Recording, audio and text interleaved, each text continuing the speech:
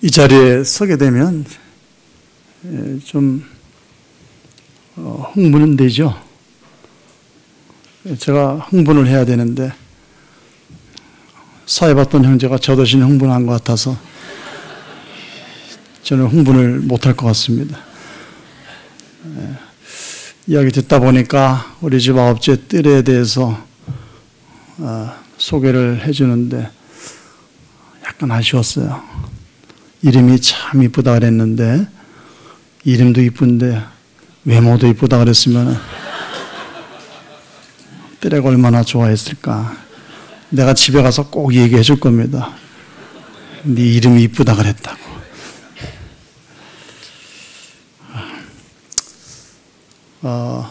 리모델링 이렇게 새로 하고 나서 우리 성도님들을 이렇게 뵈니까 참 사람이 달라 보이네요. 참, 사람은 확실히 외모를 보는 것 같습니다. 자, 우리 사랑하는 성도님들과 함께 말씀을 나누게 될 텐데, 근데 사실 저를 좀 너무 늦게 초빙해 주신 게 아닌가 하는 생각이 듭니다. 아주 오래전에 제 기억 속에 분명히 있는데요. 황수영 형제님이 당시 아마 선교제에서 잠깐 방문했었던 그때였던 것 같아요. 그때 저한테 개인적으로 오셔서 하신 말씀이, 형제님 나중에 꼭 한번 연락드리겠습니다. 꼭 방문해 주십시오. 10년을 기다려도 연락이 안 오더라고요. 10년이 훨씬 넘었는데 연락이 왔습니다. 그래서 다음에 또 연락 올 때도 최소한 10년 이상은 기다려야지 오지 않을까 하는 생각을 했어요. 그렇다면 제 나이가 올해 67세인데 내가 10년 후에도 과연 목회를 하고 있을까? 아니면 이 세상에 내가 남아있을까? 걱정이 되거든요. 그래서 다시는 오지도 못할 수도 있고 다시는 또 볼 수도 없는데 오늘 전하는 말씀을 우리 성도님들 눈치를 보면서 할까? 아니면은 욕을 먹더라도 할 말을 할까? 어떻게 하는 게 좋겠습니까? 네. 김정자 자매님께서 아마 욕을 먹더라도 할까 하라고. 네. 우리 자매님 성격이 화끈하시거든요.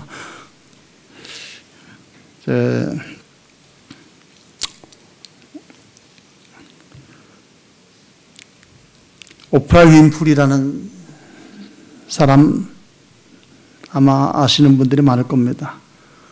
흑인인데 미국에서 굉장히 영향력 있는 사람이죠. 근데 그분이 이것이 사명이다 라는 자서전을 이분이 냈습니다. 그의 어린 시절은 굉장히 불우했죠. 후에 다 장성한 후에 미국의 중심지로 이렇게 도약을 해가지고 전 세계 사람들을 들었다 놨다 하는 그런 사람이 됐는데 그의 자서전에 보면은 이런 얘기가 있습니다. 4가지 사명이 있다 그러는데 첫 번째가 남보다 더 가졌다는 것은 축복이 아니라 사명이다. 두 번째가 남보다 아파하는 것이 있다면 그것은 고통이 아니라 사명이다. 셋째가 남보다 설레는 꿈이 있다면 그것은 망상이 아니라 사명이다. 넷째로 남보다 부담되는 것이 어떤 것이 있다면 그것은 사명이다. 이렇게 얘기를 했습니다. 특별히 이 말씀 가운데에서 저에게 해당되는 것들이 꽤 됩니다.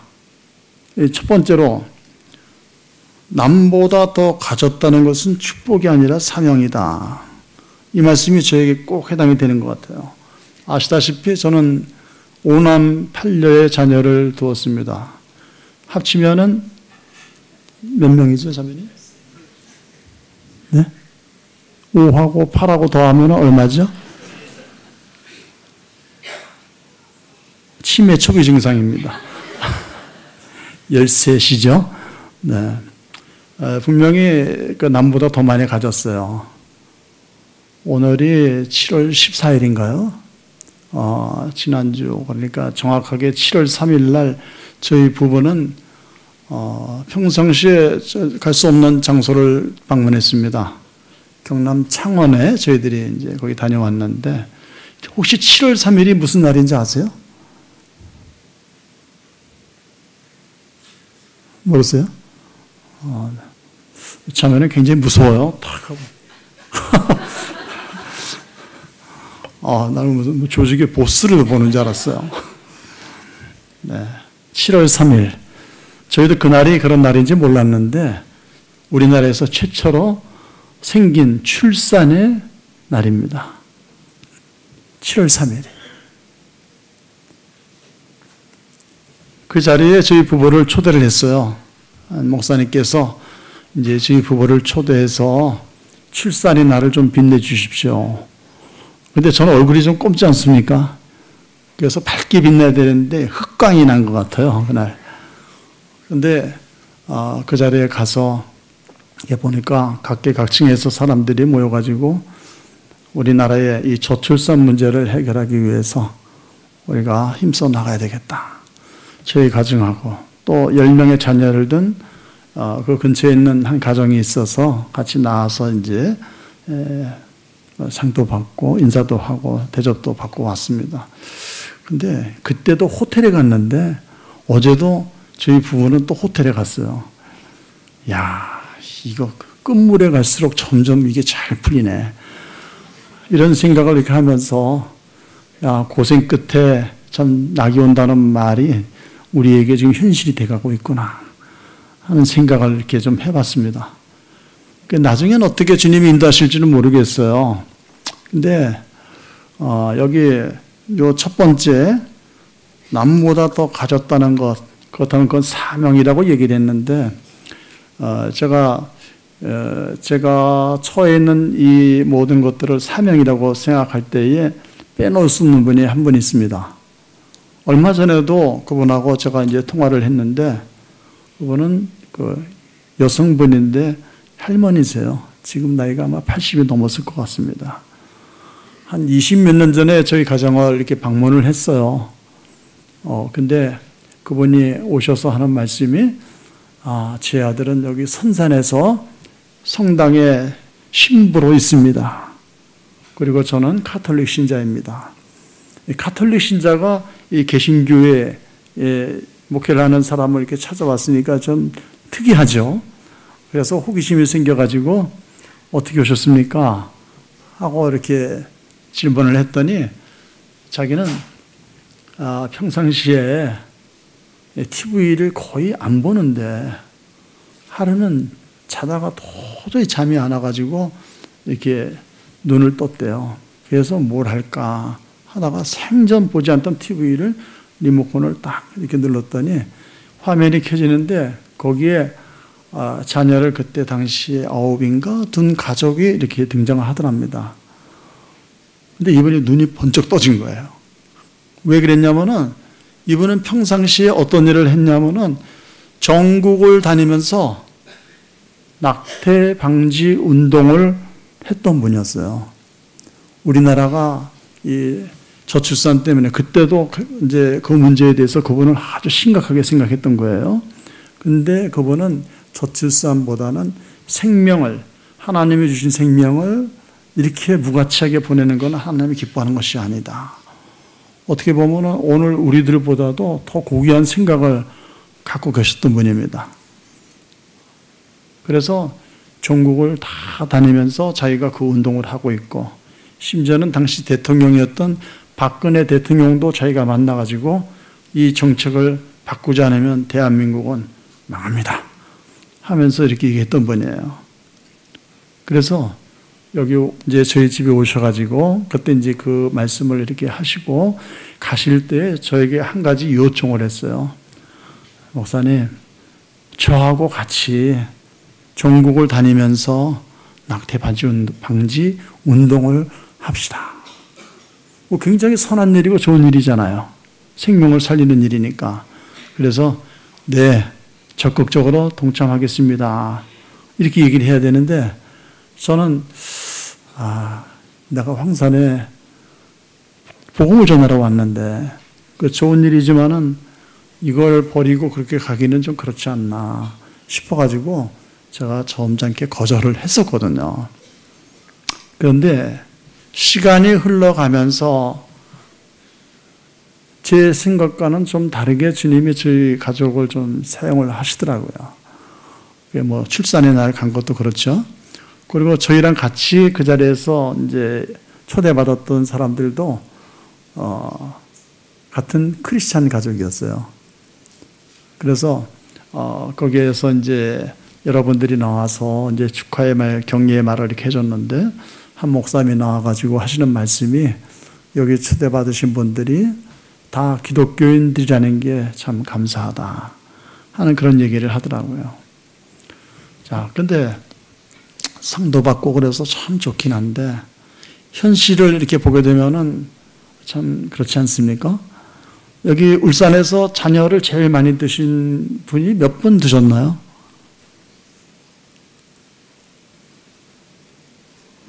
셀 수도 없이 많이 뒀습니까?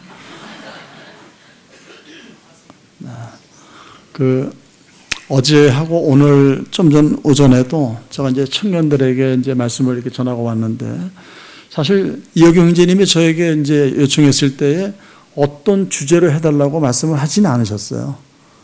근데 제가 나름대로 어떤 주제로 할까 하고 이제 생각을 하다가 주님이 요즘에 이제 저희 가정을 이렇게 사용하시고 또 제 마음 가운데 큰 부담 이렇게 주시는 게 있었거든요. 그리고 좀 전에 말씀드렸던 그 모친님 같은 경우 그분의 그 부탁과 말씀들이 주님이 나를 이런 용도로 쓰시려고 우리를 부르시지 않았나 하는 생각을 이렇게 계속 하게 되거든요. 그래서 오랜만도 아니죠. 처음으로 만나는 이 청년들에게 어떤 말을 하는 게 좋을까, 어떤 말씀이 격려와 도전이 될까 생각하다가 이 창세기 1장 27절에 생육하고 번성하라. 이 말씀을 제가 이제 뽑아들고 말씀을 이렇게 봤습니다. 그리고 첫째 날 말씀이 시간이 짧아가지고 다 못했기 때문에 이튿날 오늘 오전이죠. 그 말씀에 좀 제가 살을 더 붙여가지고 심층했는데 그것도 또 시간이 부족하더라고요. 그게 좀 아쉬워요. 그런데 할 말은 대충 하긴 했는데 근데 그 청년들을 뒤로하고 여기 계신 분들을 보니까 왜 이렇게 나를 늦게 불렀나 하는 생각이 저절로 드는 거예요. 우리 여기 계신 형제 자매님들 제 간증을 듣고 말씀을 듣고 나도 집에 가서 좀 새로운 생명을 한번 좀 만들어 봐야 되겠다. 근데 몸이 말을 안 들으잖아요. 그죠?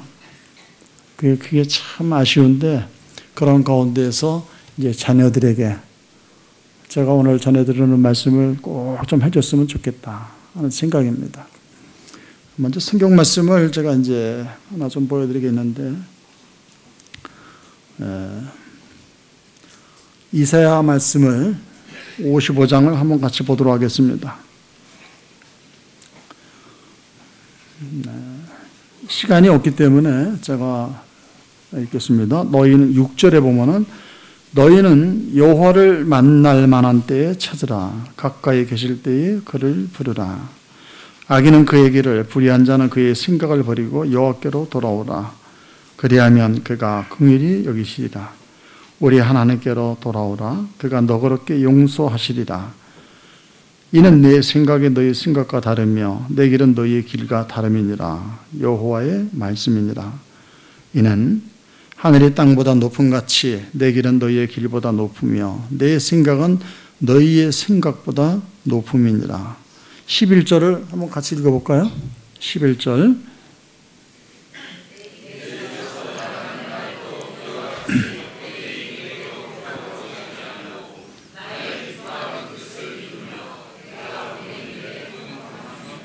네, 제가 시작도 안 했는데 혼자서 잘 하십니다.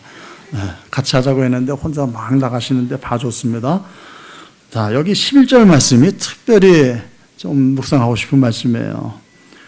내 입에서 나가는 말도 헛되이 내게로 돌아오지 아니하고 나의 기뻐하는 뜻을 이루며 내가 보낸 일에 형통한다.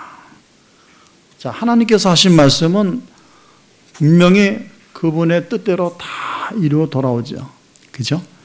우리 주님께서 바다를 향하여 잔잔하라 하니까 그 바다가 잔잔했어요. 나사로야 나오너라 하니까 죽었던 나사로가 칭칭 감고 나왔어요. 많은 예들이 있습니다. 그죠? 그런데 이 말씀을 무시하는 단 한 무리의 사람들이 있습니다. 오늘날 하나님을 믿는다고 하는 우리 그리스도인들, 하나님께서도 아마 두 손 두 발을 다 들지 않았을까 싶어요. 여기 말씀에 내게서 나가는 말도 헛되이 돌아오지 않고 뜻을 이룬다 그랬는데 하나님께서 아무리 말씀하셔도 그대로 하지 않습니다. 그리고 그 확실한 증거가 이스라엘 백성들이죠. 이스라엘 백성들이 계속해서 하나님의 말씀을 거역하고 그리고 거기에 대해서 하나님의 매를 드시고 약속하시는 게 성경의 내용 아닙니까? 그런데 그 이스라엘 백성들이 갔던 그 길을 사실은 우리도 모르는 사이에 또 같이 가고 있어요. 네, 이러한 것들이 과연 어떻게 될 것인가? 하나님께서 우리에게 하신 그 축복의 말씀이 있는데 그 축복을 발로 차버리고 우리의 생각으로 말씀을 대치하면서 살아가는 시대, 우리가 사사 시대를 이렇게 보게 되면 사람들이 자기 소견에 옳은 대로 행한다고 말씀하지 않습니까? 이제 사사 시대라 그러니까 많은 분들이 그거는 사사 시대에 있던 일이야 하고 이렇게 생각하는 분도 계시는 것 같은데, 근데 사실은 현재 진행형입니다. 그리고 이스라엘 백성들 가운데서만 해당되는 것이 아니고 이 시대 이방 세계에도 똑같이 진행이 되고 있어요. 그리고 제가 말씀을 더 나가기 전에 미리 양해 말씀을 구하는데 아직 이제 결혼을 안 하신 분, 또 결혼했는데 자녀를 조금 낳으신 분들, 이런 분들한테 제가 책임을 묻고 따지는 건 아니에요. 나름대로 다 사정이 있는 건 아시는데 절대 오해 안 하셨으면 좋겠어요. 그런 부분은요. 자, 요 말씀을 갖고 제가 이제 다른 말씀을 하나 더 보도록 하겠습니다. 머릿속에 요 11절 말씀을 한번 잘 보시기 바랍니다. 기억하시기 바랍니다. 마태복음 24장을 이렇게 보게 되면은 제자들이 우리 주님에게 질문하는 내용이 있습니다. 주님의 임하심과 세상 끝에는 무슨 징조가 있습니까? 잘 아는 말씀이죠. 거기에 이제 주님께서는 난리와 난리 소문을 듣겠으나 상가 두려워하지 말라. 이런 일이 있어야 돼. 끝은 아니다. 그 민족이 민족을 나라가 나라를 대적하여 일어나겠고 곳곳에 기근과 지진이 있으리니 이 모든 것은 지난의 시작이니라. 이렇게 돼 있어요. 모임의 성도님들은 이 말씀을 다른 어떤 말씀보다 아주 잘 알아듣고 있죠. 그죠? 우리가 갇힌 시대에 하나님의 말씀을 받고 살아가고 있지만은 이 예언의 말씀을 어떤 사람들은 이거는 우리 시대에 꼭 일어날 일들은 아니다 라고 분별하는 분들도 계십니다. 그런데 우리는 아니죠. 그리고 이 말씀의 증거들을 우리들은 많이 보고 있어요. 오늘 아침에도 제가 잠깐 뉴스를 보니까 이 중국의 양쯔강에 범람을 해가지고 이제 중국의 국방력이 약 45% 정도가 소실될 정도로 돼서 대만 사람들이 너무 기뻐한다고 그런 뉴스를 제가 이렇게 봤습니다. 중국이 맨날 대만 침공한다고 하지 않습니까? 근데 45%가 사라졌다면은 이거는 전쟁 꿈도 못 꾸고 이제 다 숲으로 돌아가는 그런 사건이지 않습니까?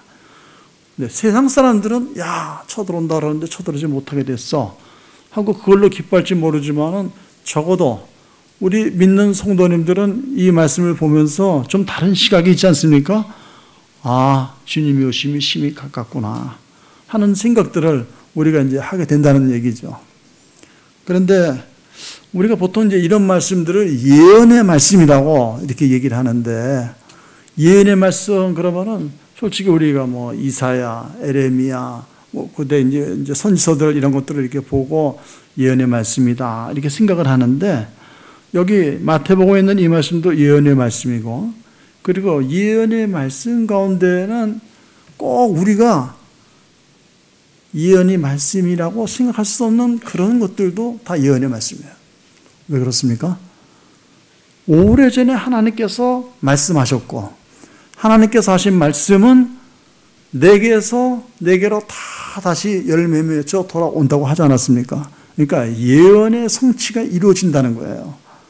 그러면 오늘 우리의 시각을 우리가 좀 넓혀서 굳이 난리와 난리 소문을 듣고 전쟁과 전쟁의 소문을 듣고 뭐 이런 것에만 우리가 초점을 맞추지 말고 우리가 다른 쪽으로 한번 시야를 좀 넓혀서 봤으면 좋겠다 하는 생각을 좀 했습니다. 자, 다른 말씀을 한번 좀 보도록 하겠습니다. 창세기 49장을 한번 봐주시기 바랍니다. 창세기 49장.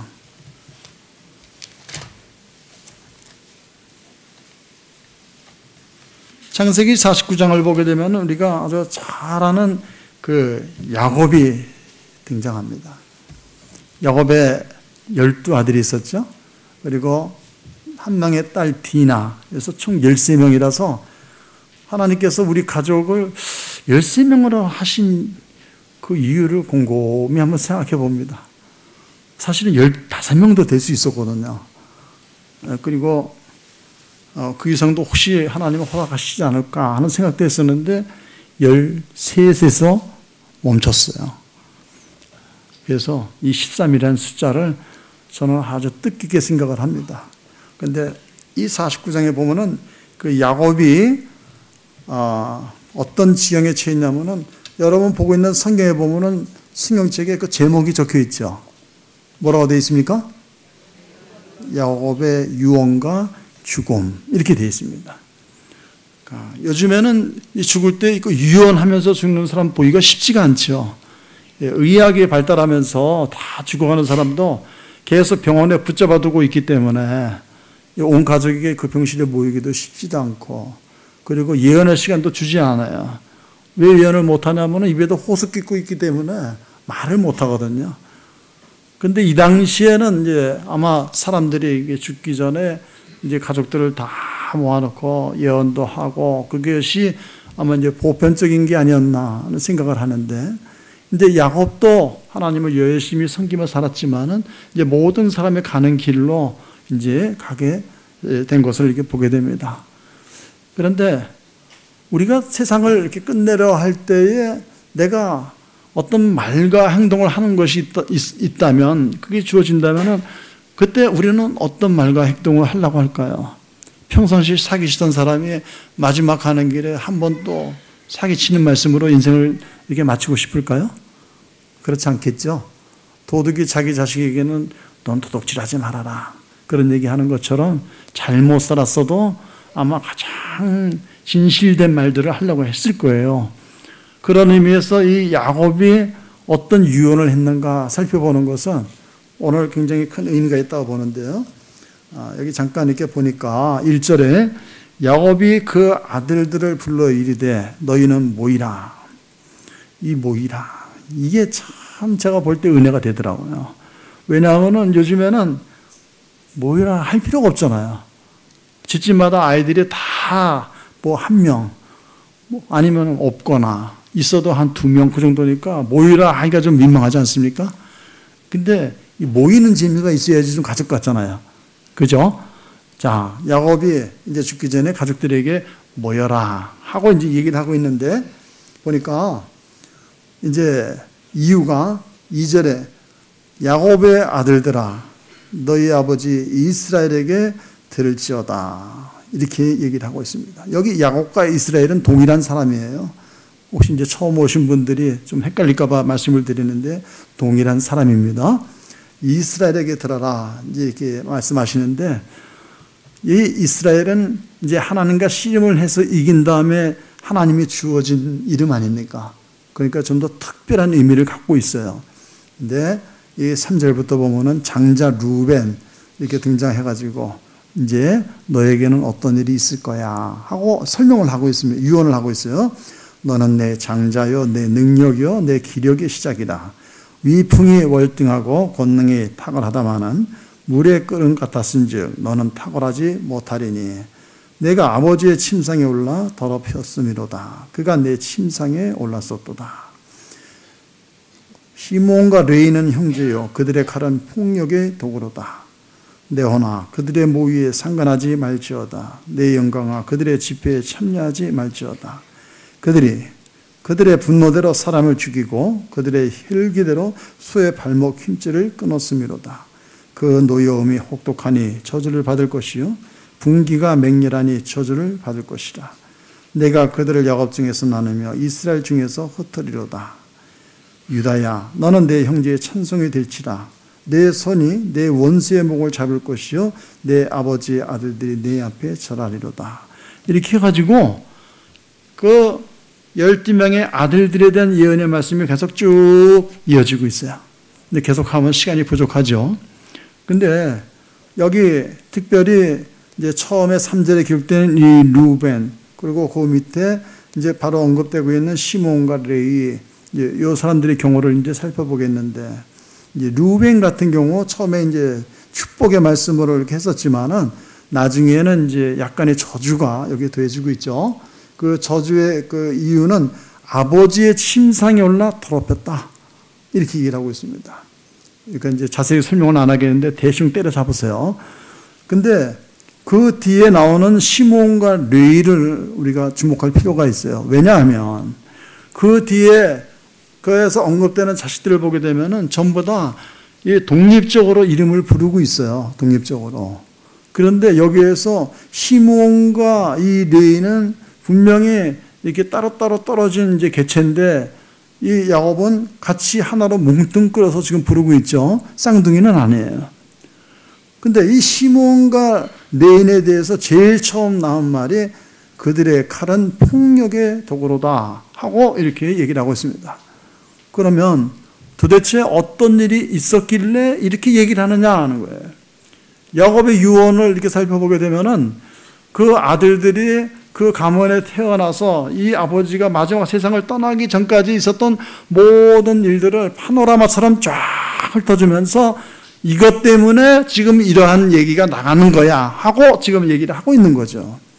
그렇다면은 이 시몬과 레위가 그들의 칼은 폭력의 도구로다 이렇게 했을 때에 그럴 만한 사건이 있었겠죠. 자, 근데 6절에 보면은 좀 더 자세하게 설명을 하고 있어요. 내 혼아 그들의 모의에 상관하지 말지어다. 내 영광아 그들의 집회에 참여하지 말지어다. 이렇게 자기 자신에 대해서 이 시몬과 레위가 한 일에 근처도 가지 말라고 지금 얘기를 하고 있는 거예요. 근데 왜 그렇게 강조를 하고 있냐면은 그들이, 그러니까 시몬과 레위가 그들의 분노대로 사람을 죽이고 그들의 혈기대로 소의 발목 힘줄을 끊었다 하고 얘기를 했습니다. 분노와 혈기, 우리 성도님들의 삶 가운데 이런 단어가 멀어질수록 우리는 보통 그런 분을 뭐라고 표현하죠? 야, 참 어쩜 저렇게 예수님 보는 것 같은 그런 생각이 들까? 그런 평가를 우리가 하죠. 그죠? 그래서 평상시 내가 분노를 잘 내는 사람이다. 또는 혈기를 잘 부린다. 그러면 특별히 이 말씀에 주목할 필요가 있어요. 여기 이 두 사람에 대한 인격의 평가를 하나님이 보시는 관점에서 얘기를 한 거예요. 너희는 지금 분노를 너무 잘 낸다. 너무 혈기를 부린다. 이렇게 얘기를 하는데 왜 이런 얘기를 하고 있냐면은 사건을 더듬어 올라가면은 아주 큰 사건이 있었어요. 자, 우리가 십계명에 보면 어떤 말씀이 있습니까? 십계명 가운데 너희는 살인하지 말라. 이런 말씀이 있잖아요. 그죠? 살인하지 말라 하는 그런 말씀이 있는데, 물론 이 살인하지 말라고 한 그것은 이 사실 모세 시대에 주어진 거니까 이 시대에 살던 사람들에게는 우리는 해당이 안 되는데요. 이렇게 할 수도 있죠. 그런데 하나님께서 이 모세 그 이전 세대에는 그러면은 아무런 법도 허락하지 않았을까요? 어떤 법을 허락했습니까? 네, 양심의 법이라는 것을 허락하지 않았습니까? 그래서 우리들은 사람을 죽이고 누구 해코지하고 우리는 전 세계 어디에 사는 사람들이 할지라도 그거 다 알고 있어요. 심지어는 저희 집에 요즘에 이제 손자들이 와 있거든요. 이제 둘째가 3명을 낳았어요. 근데 그 아이가 이름이 다솜인데, 다솜, 사랑이란 뜻인데, 아이가 이제 애를 둘을 낳고, 셋째는 언제 나오냐? 하고 이제 제가 이렇게 물어보니까 아빠 저 안 낳을 거예요. 이러더라고요. 왜 그래? 하고서는 이 가문의 명성을 먹칠하지 말아라. 하고서는 이제 속으로 그런 생각을 하고서는 제가 얘기를 했었는데, 제가 나중에 그랬어요. 몇 명 낳겠다고 생각하지 말고 하나님이 뭘 기뻐하시는지 한번 생각해 봐라. 그랬더니 나중에 아빠 셋째 낳기로 했어요. 하고서는 이제 셋을 낳거든요. 그래서 딸, 아들, 아들이에요. 그런데 이 아이들이 집에 와가지고 이렇게 노는 거 가만히 이렇게 보게 되면은요. 지금 저희 집에 있어요. 2명이. 막내 빼고서는. 걔들이 그렇게 우리 집에 올라 그래요. 거기 싫다고.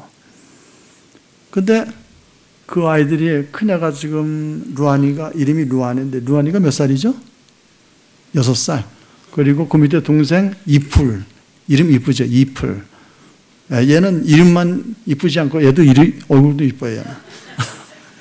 근데 얘네 둘이서 노는 거 보게 되면은 분명히 얘들이 양심이 있구나. 양심이 있어요.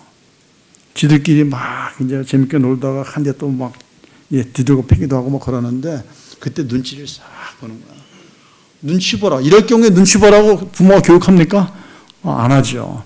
큰 애도 그렇고 작은 애도 그렇고 잘못됐으면 고개 팍 숙이고 눈치 봐. 근데 그런 법이 이 시대에도 있었단 얘기예요. 그죠? 그래서 굳이 뭐 살인하지 말라 그것도 적용되지 않는 시대인데 이렇게 생각할 필요는 없다는 얘기입니다.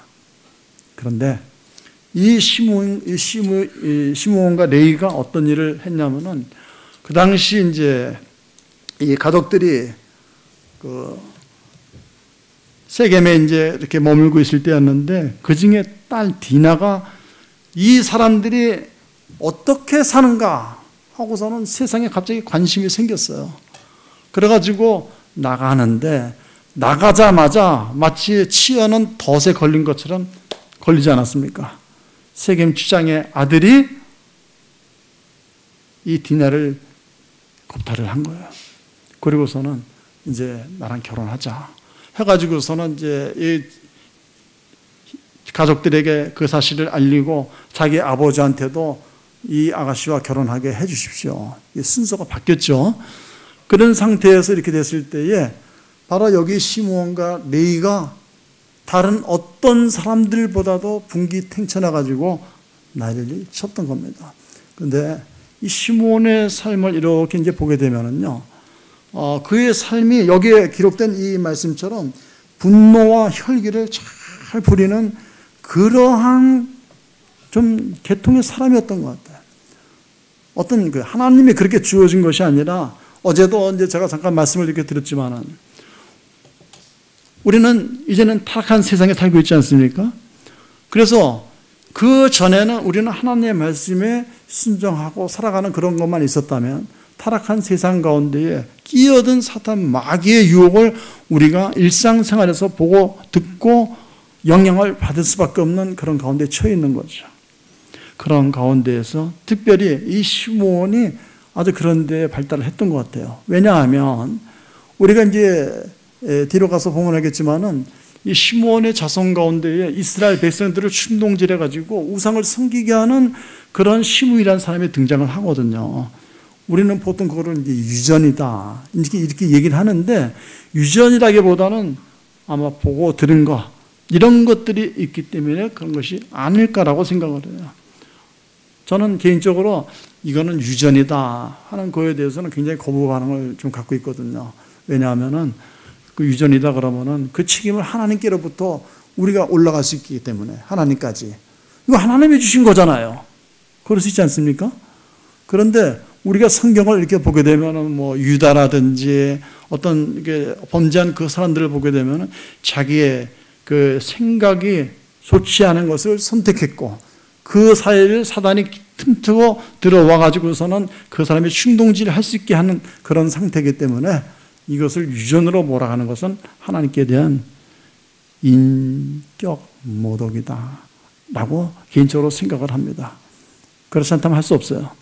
자, 어쨌거나 여기 이 뒤에 말씀을 또 계속 보도록 하죠.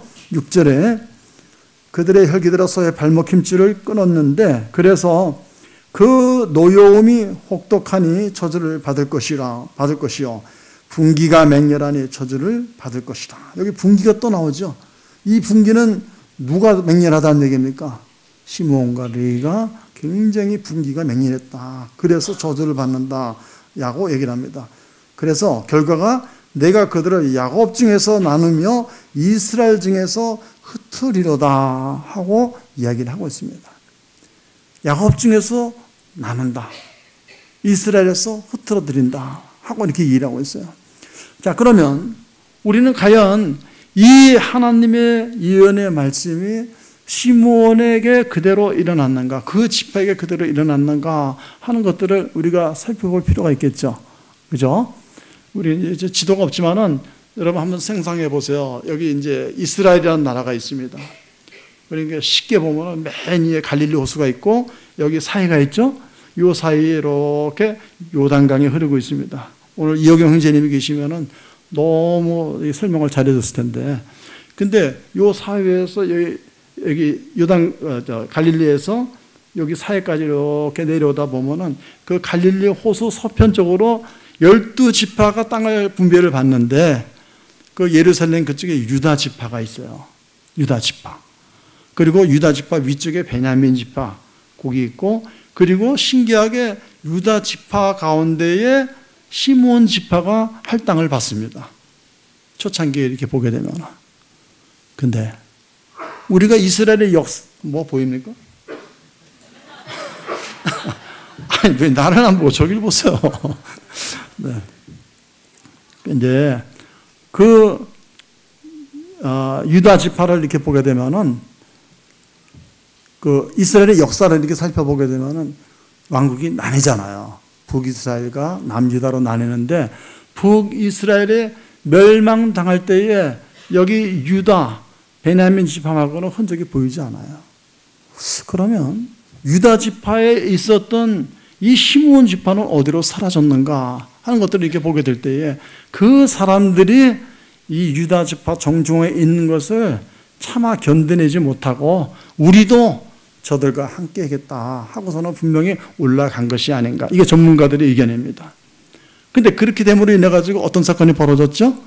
북이스라엘이 먼저 외적의 침입에 의해서 나라가 사라지지 않았습니까? 그렇죠? 자, 그래서 이 말씀이 그대로 이루어진 것들을 우리가 이제 보게 됩니다. 자, 그리고 여기에서 참고로 이 사건이 과연 무엇을 의미하는지 그걸 한번 좀 보도록 하겠습니다. 자, 민수기 1장 한번 보겠습니다. 민수기 1장 20분에 마치라 그랬는데 시간이 참 촉박하네요. 민수기 1장을 이렇게 보게 되면은 첫 번째 인구 조사가 나옵니다. 두 번에 걸쳐가지고 인구 조사를 이렇게 하는데 민수기 1장과 26장에서 이제 조사를 합니다. 1장 22절에 보면 시므온의 아들들에게서 난 자를 그들의 종족과 조상의 가문에 따라 20세 이상으로 싸움에 나갈 만한 각 남자를 그 명수대로 다 계수하니 시므온 지파에서 계수된 자는 59,300명이었더라 하고 이렇게 기록되어 있습니다. 우리가 이 당시에 1차 인구조사에서 게시된 숫자를 이렇게 살펴보게 되면은요, 이 시므온 지파가 굉장히 많은 숫자를 이렇게 갖고 있어요. 참고로 지금 말씀드리면은 1차 인구조사에서 그 각 지파별로 루벤 지파 순서대로 불러드립니다. 루벤 지파가 46,500명, 시므온 지파가 59,300명이에요. 갓 지파가 45,650명, 유다가 104,600명, 이사갈은 54,400명, 스불론 57,400명, 므낫세가 32,200명, 에브라임이 45,500, 베냐민 35,400, 단이 62,700, 아셀이 41,500, 납달리 53,400, 르이 22,000. 머릿속에 다 들어갔습니까? 안 들어갔죠. 그래서 제가 결론을 말씀드리면 시므온 지파가 12명의 형제들 가운데에 당당히 3위에 랭크가 되어 있어요. 몇 명이었습니까? 59,300명입니다. 유다 지파가 가장 많아요. 유다 지파는 8절에 보면은 너는 내 형제의 천성이 될지라 해가지고 이제 이 야곱이 엄청난 축복을 이렇게 하고 있는데 1차, 2차에 걸쳐가지고 유다 지파는 단연 톱이에요. 그런데 이 시므온 지파가 두 번째 인구 조사를 이렇게 보게 되면은 거기에 엄청난 괴리가 느껴지는 사건이 벌어집니다. 2차에서 이렇게 보면은 시므온 지파가 1차에서 59,300명인데 2차에서 22,200명으로 인구가 감소해버려요. 여긴 수학교사 안 계시죠? 어제 청년들한테는 수학교사 있었는데 이거 계산해 보니까 마이너스 얼마냐면은 인구가 마이너스 37,100명이 감소를 했습니다. 12지파 가운데 가장 많은 숫자가 감소했어요. 자, 뭐 살다 보면 가족이 많을 수도 있고 적을 수도 있고 하고 우리들은 이렇게 쉽게 이제 생각을 할 수 있죠. 근데 적어도 지금 여기 창세기 이 말씀 가운데에서의 인구 조사는 오늘날 우리가 살아가는 이 시대에 우리가 마음대로 내가 뭐 몇 명 날까 하고 계획하고 결정하고 그런 시대가 아니고 이 당시는 어떤 시대였습니까? 시편 127편에 있는 그 말씀이 적용되던 시대 아닙니까? 그죠? 장수의 이 하나님이 그 자식들은 하나님이 주신 상급이요 장수의 전통에 있는 화살과 같다 그랬어요. 그래서 이스라엘 백성들은 그 당시에 하나님이 주신 대로 다 자녀를 생산을 했어요. 그리고 오늘날 이슬람 계통에 있는 나라들이 특징이 무엇입니까? 주시는 대로 다 받지 않습니까? 그래가지고 야 이게 나중에 죽고 난 다음에 우리가 이슬람 사람들 그렇게 비판을 하고 막 그렇게 하는데 그런 가운데에서도 이 사람들은 그래도 칭찬 한 가지는 받겠다 하는 그런 생각은 하게 되더라고요. 그런데 여기 마이너스 32,100명이라는 이 숫자는 그럼 우리가 이걸 어떻게 봐야 되느냐는 거예요. 여기에서 잠깐 요 말씀 127편에 있는 그 말씀을 제가 잠깐 읽어드릴게요. 127편 3절에 보면은 찾지 마세요. 자식들은 여호와의 기업이요 태의 열매는 그의 상급이로다. 다 알고 계시죠?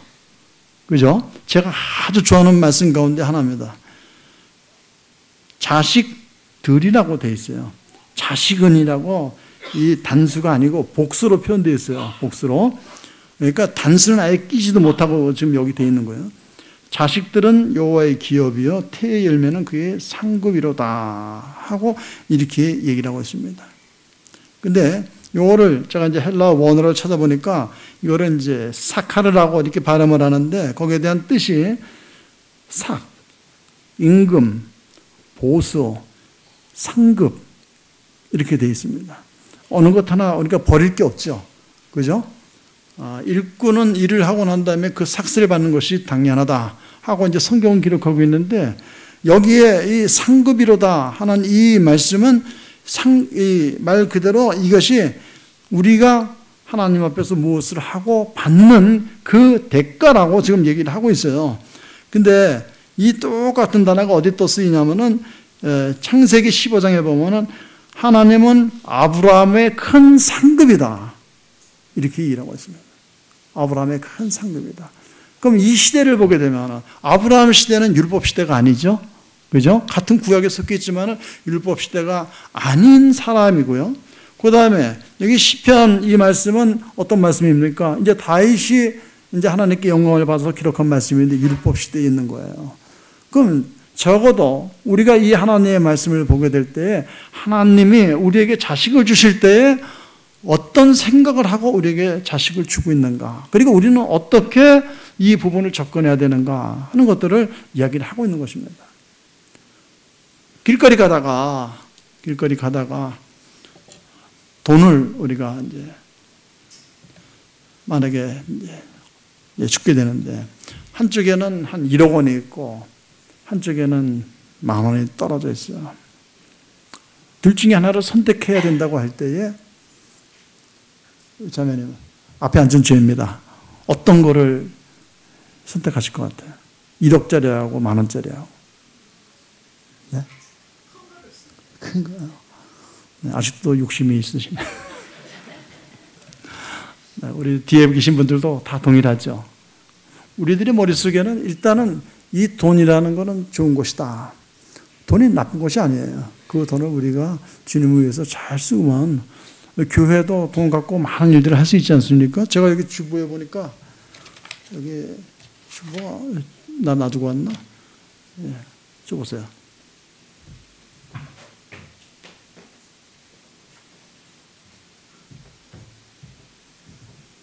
여기 이렇게 써 있어요. 울산 중보교회 해가지고 전도와 선교에 힘쓰는 교회.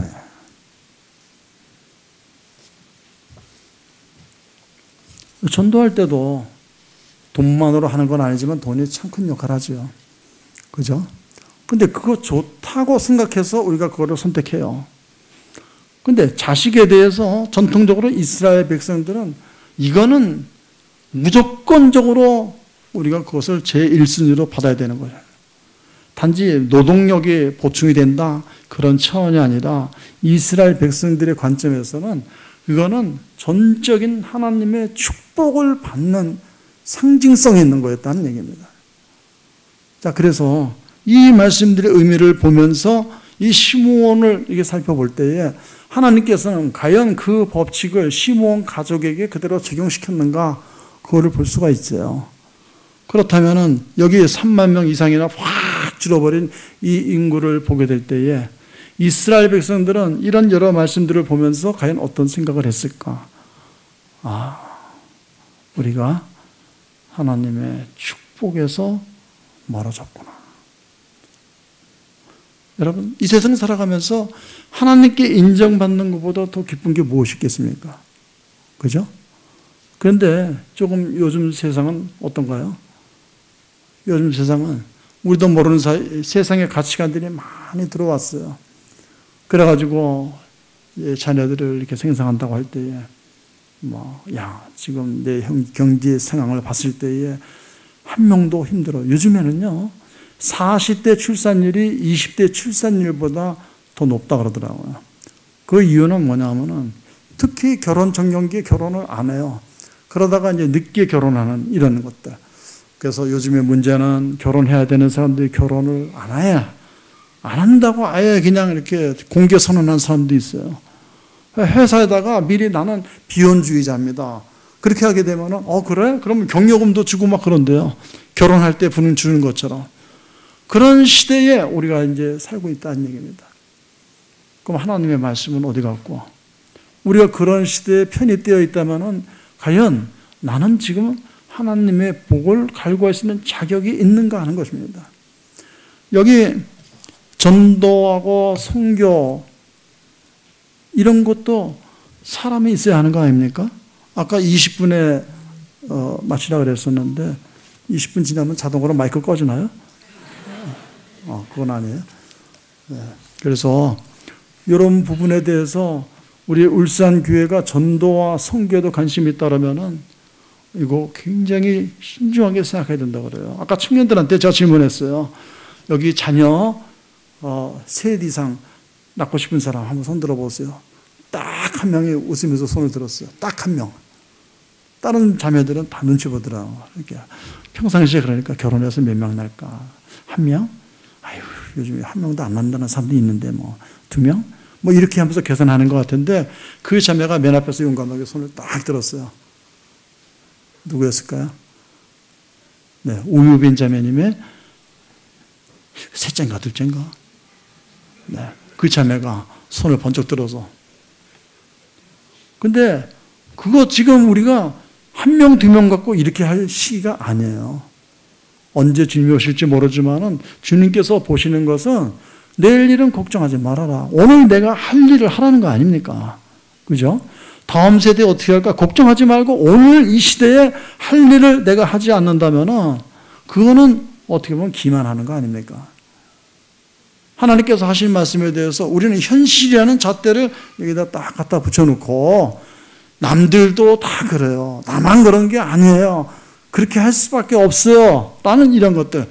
근데 그 뒤에 보게 되면은 우리도 모르는 사이에 내가 애를 낳지 않고 또는 결혼을 하지 않고 나 혼자 잘 먹고 잘 살고 그래서 세상을 인조해야겠다 하는 그러한 얕은 생각들이 혹시 숨어 있는 건 아니냐는 거예요. 그렇지 않다면 우리가 매주 모여서 예배드리고 하나님께 우리 자신을 산 제사로 드리는데 그 드리는 것 가운데 얼마를 감추게 되면은 그건 아나니아와 삽비라와 다를 게 무엇이 있습니까? 그렇지 않습니까?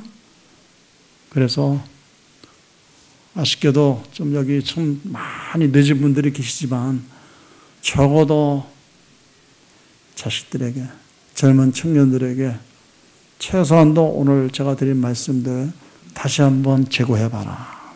이게 사실 재고할 필요가 없어요. 하나님이 주신 대로 기쁨 가운데서 자녀를 낳고 그러면 전도는 저절로 이루어지는 게 아닐까. 우리는 가장 중요한 생육하고 번성하라는 말씀은 무시하고 땅끝까지 이르러 증인이 되라 말씀 그거 붙잡고 막 나가려고 그래요. 근데 순서가 있잖아요. 첫 번째, 두 번째. 그 우선순위가 이게 무시되거나 삭제된 상태에서 두 번째만 하려고 그러면은 우리는 하나님의 명령을 취사 선택하는 그런 누를 보내는 것 아닙니까? 맞습니까? 네. 자, 제가 시간을 좀 마치면서 말씀 하나만 보겠습니다. 그냥 제가 읽어드릴게요. 고린도전서 10장 6절에 보면 이러한 일은 우리의 본보기가 되어 우리로 하여금 그들의 악을 즐겨한 것 같이 즐겨하는 자가 되지 않게 하려 함이라. 여기 본문을 가면은 이 고린도 교회는 이방인 교회잖아요. 유대인들을 향한 교회가 아닙니다. 그런데 이방인 교회인데 바울 사도는 여기서 어떤 사건을 갖고 얘기를 하냐면은 유대인들이 바로 그 광야에서 하나님을 시험했던 그 사건들을 갖고 지금 얘기를 하고 있는 거예요. 이런 모든 일을 말세를 사는 우리들에게 거울이 됐다. 우리들은 하나님께 복 받기 원하면서 사실 복 안 받을 짓만 하면서 복을 받으려고 그러면 야 내가 너에게 거울을 줬잖아. 이거 보고 교훈 받으라고. 하나님은 하실 말씀이 없는 거예요. 그렇죠? 이건 분명한 사실입니다. 그래서 우리 울산 성도님들 오늘 말씀을 마음속에 좀 담아두시고 하나님께서 기뻐하신 것이 무엇인가 생각해 보면서 양심의 가책을 느끼시지 않고 신앙생활을 할 수 있게 되기를 바랍니다. 감사합니다.